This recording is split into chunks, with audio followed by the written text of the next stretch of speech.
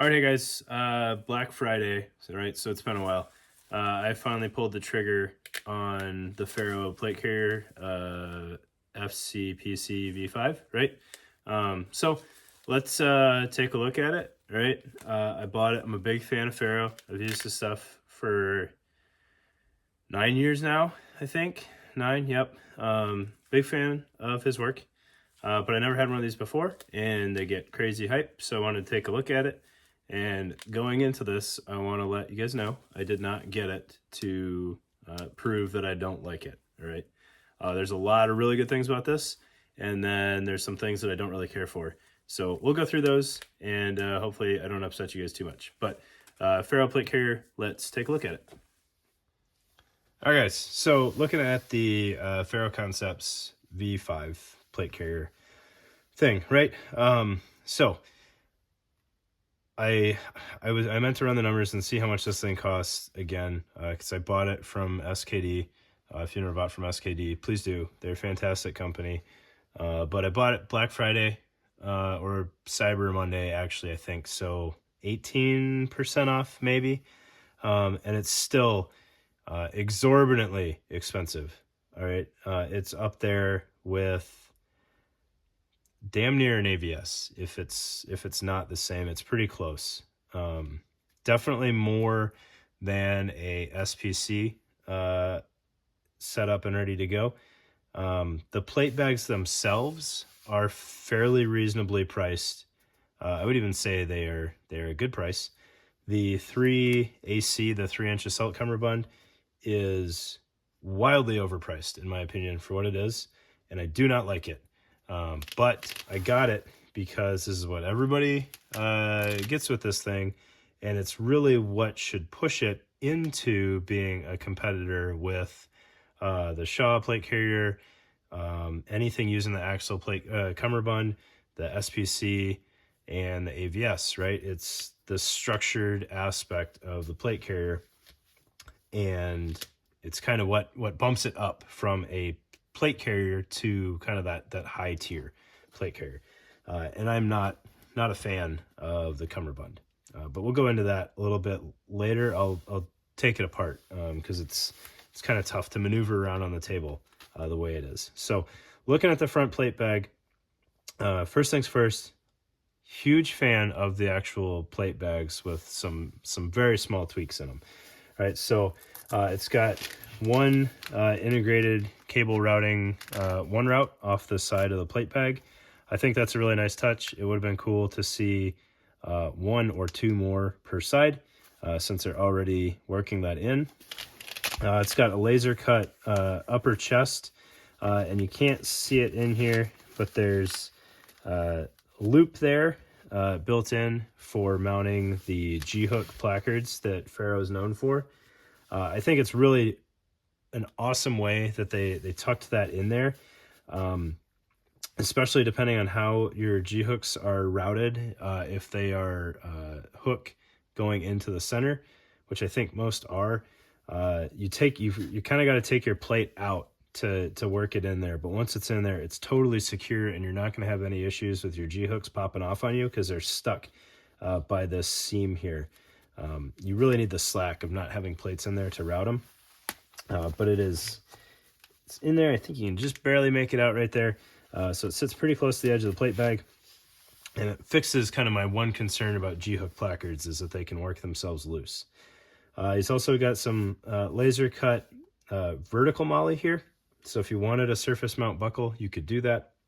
The G-hook, I think, works perfectly fine, and there's plenty of G-hook placards out there that'll work just fine. And then there is an admin pouch on top, which is fairly similar to the AVS admin pouch as far as size goes. It runs all the way down to the seam here, so it's nice and deep, and it's pretty wide. And it also has kind of this reinforced lip on it, so sometimes the AVS can be a struggle to get into. This one, once you get the Velcro broken, the rest just wants to come with it. So it's very easy to get in there. It kind of stays open until you don't want it anymore. But then also inside here is kind of some molly for the tuck tabs on the shoulder straps so that you can switch which side the miniature Cobra Buckle is on. That's also a good segue. So the miniature Cobra Buckle we'll get to in a little bit, but I just remembered, like, when I took this out of the bag, I was blown away with how lightweight the plate bags themselves are.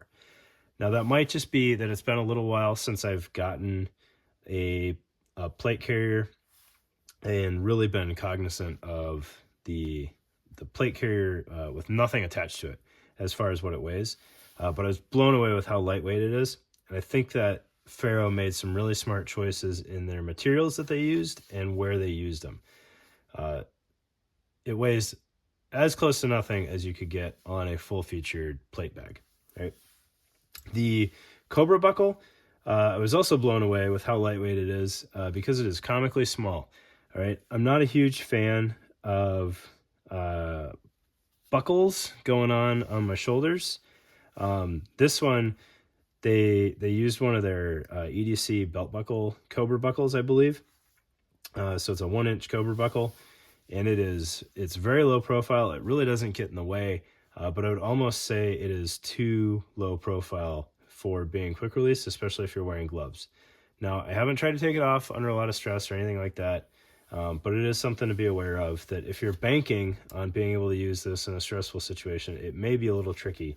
But you know, Cobra buckles are fairly straightforward to use. However, if they're bearing weight, they don't release. So that might be a struggle, right? If you're snagged on something, the Cobra Buckle is not going to work the way that you intended it to. But you can switch it to either side that you want. It is a little goofy trying to get your shoulder straps level because the D-ring needs a different amount of slack than the Cobra Buckle, and there's not a good reference point to know that you've got it set up the same length on both sides. So that was a small annoyance, not a deal breaker by any stretch, right? Continuing on, exploring the plate bags. Oof, Velcro, right? The inside of the plate bags, get that cummerbund out of the way, has some stretch material on the inside, kind of some pack cloth feeling material on the outskirts. That might be 500D. It feels a little bit lighter. No issues with strength or any concerns like that. Again, very lightweight construction. And then you have a stretch panel on the bottom of the plate bag with kind of this free-floating Velcro here, which is kind of an interesting take. I will say, I don't understand why some companies still struggle with making flaps and plate bags adequately sized for medium ESAPs and backers. It seems like no matter what I do, even on some of the best stuff out there, I still can't quite get the Velcro all the way married up, which is just strange to me. And I wish that if that was going to be the case, if you're going to size the plate bag so aggressively, that this flap would have some more depth to it so I could sink more Velcro further in, just to feel a little bit better about how secure the plate bag is. I know that's being very nitpicky. It's just odd to me that still, 20 years into GWAT, the best bet that we get is this like almost ½ inch of exposed Velcro here, right? We'll get these plates out of the way here so that we're not bouncing around on the table so much.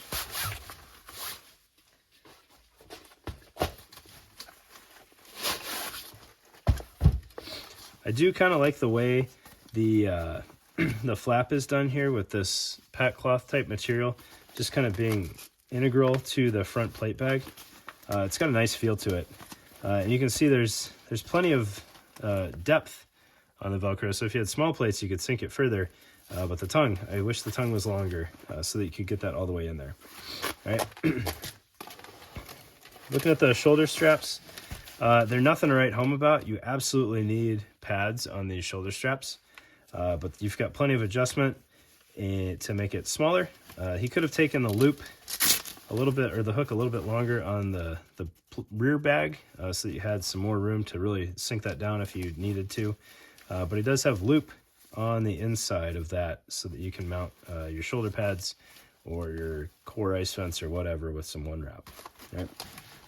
Moving on to the rear bags. All right, we'll get the zipper panel out of the way here. Huge fan of the rear plate bags. He made full use of the available footprint for that laser cut MOLLE on the back. He's got the elastic tabs coming off the shoulder straps there, so if you're routed an antenna or whatnot, you can immediately start routing it and retain that top portion going over the shoulder strap.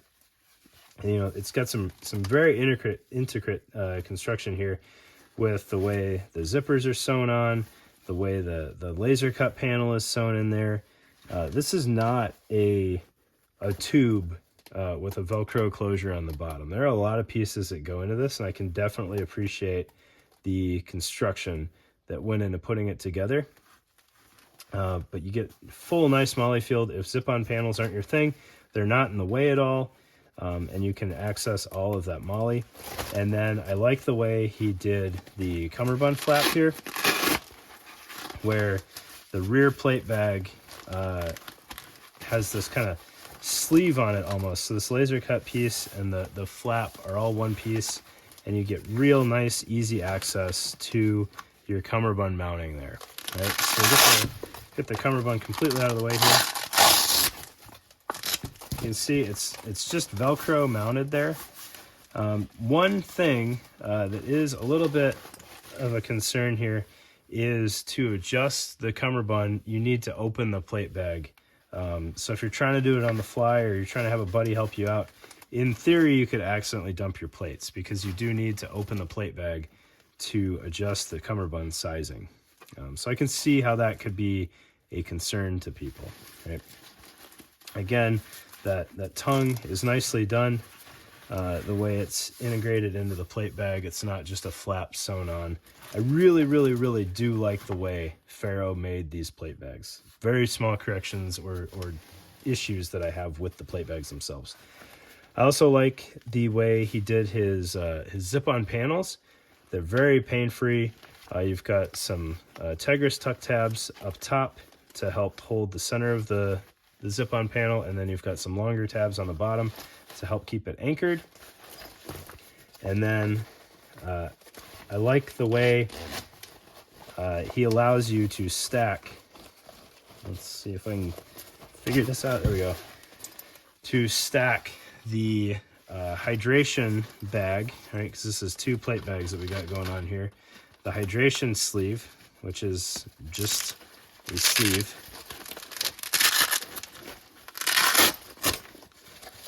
Right. A bladder routing sleeve. He's got a little elastic piece in there to keep it from flopping around too much on you. No hanger, which is kind of interesting, but you could hang it around one of these tuck tabs. Most of the Camelback things have that little tooth. You could hang it there, and that would work out all right. And then it's got that nice closure on top, and you could use this tab too if you really wanted to hang that on there. And then I believe that's a MOLLE face on there, but look at this attention to detail. Little elastic tucks for the end of the zipper pull. Like, the thought process is there for sure. Right.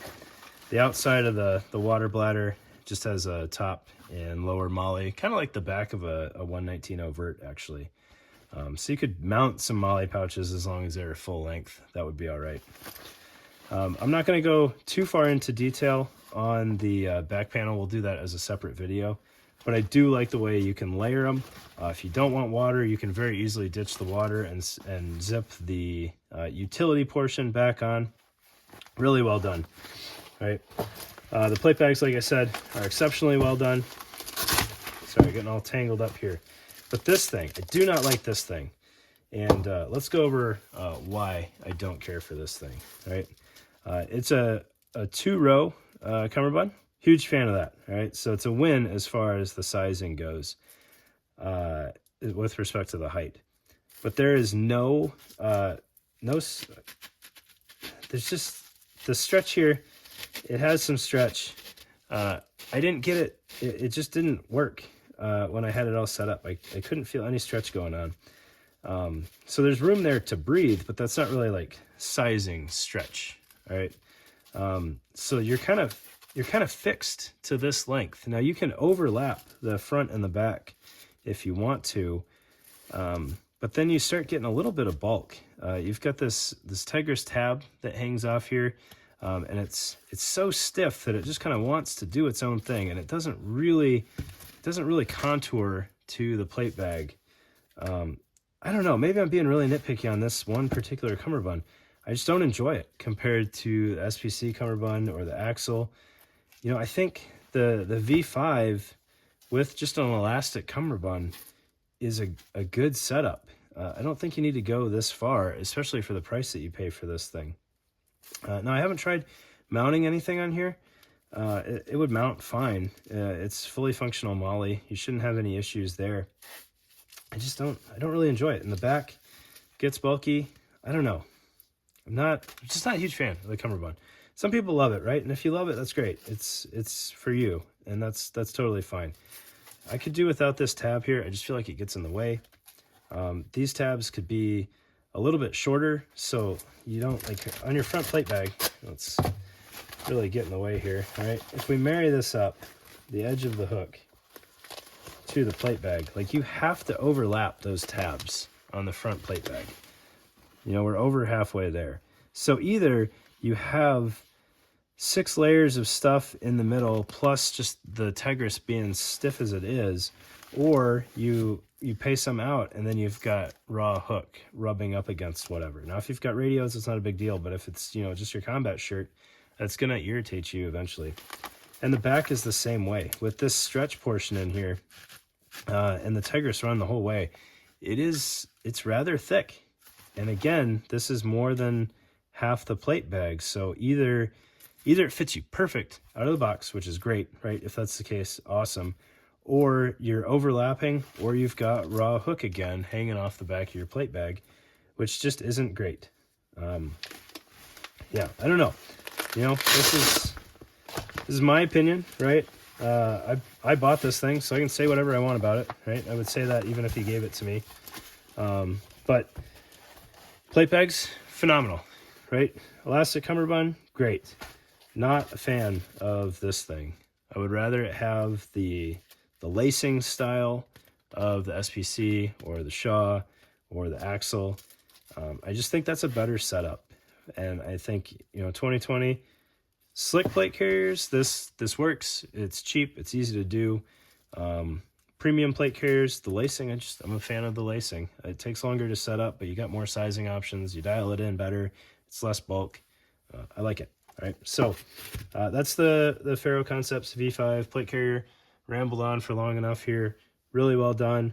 I'll do a separate video on the back panel, and then very soon I'll do a video comparing Spiritus, Cry, Velocity, and Ferro zip-ons and what's compatible and what's not. So thank you guys. Appreciate your time.